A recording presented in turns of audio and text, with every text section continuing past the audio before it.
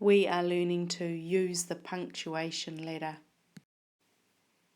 Hi guys, I'm going to talk you through the meaning of this punctuation ladder.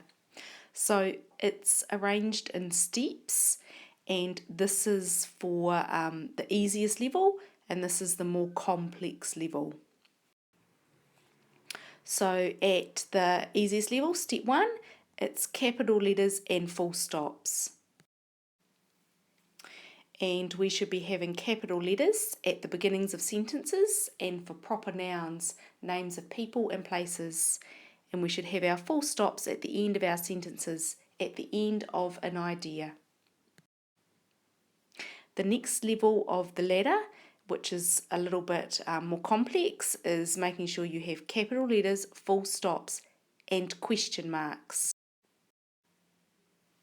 So our question marks might be a direct question like, how are you?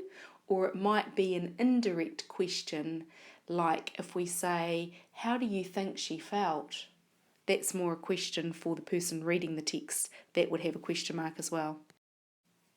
My next step on the punctuation ladder is capital letters, full stops, question marks, commas, and exclamation marks.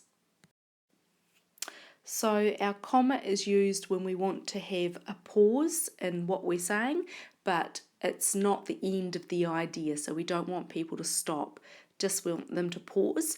We'd also use a comma if we were writing a list of objects. So instead of using the word and between all of the objects, we'd put a comma. So for example, I went to the supermarket and got fruit, eggs, bread, and milk. I'd have a comma between those other words that didn't have and in between them. And an exclamation mark we use when we want to show the reader that something important's happening, that we want them to use expression when they're reading. The next step of my basic facts ladder is using all of those things, but also speech marks, apostrophes, and ellipses. Okay, so my speech marks, I use these ones at the start of when someone starts talking and these ones at the end of what they have said. Don't put your speech marks after the word said. They have to just be the things that are actually coming out of the character's mouth, are the things that have speech marks around them.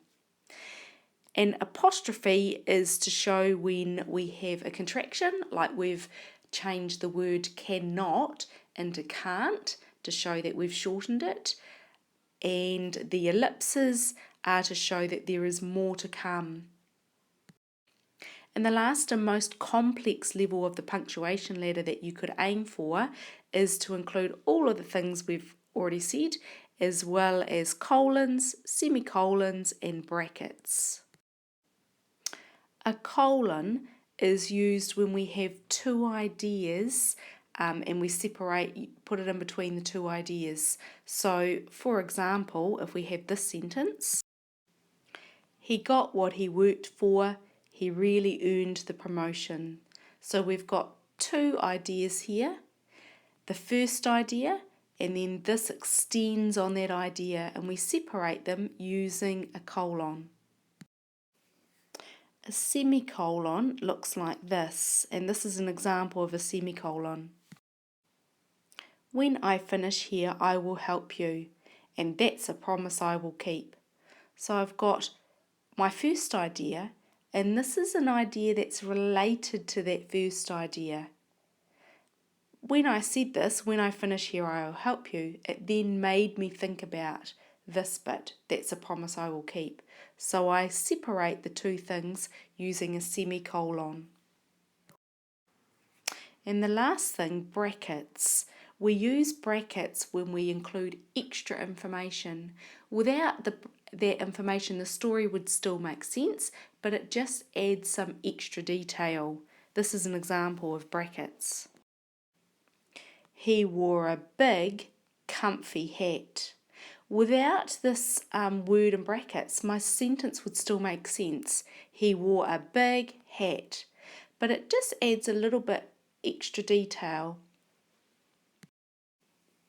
So see what step you can get up to on the punctuation ladder. How many of these different types of punctuation can you use in your writing?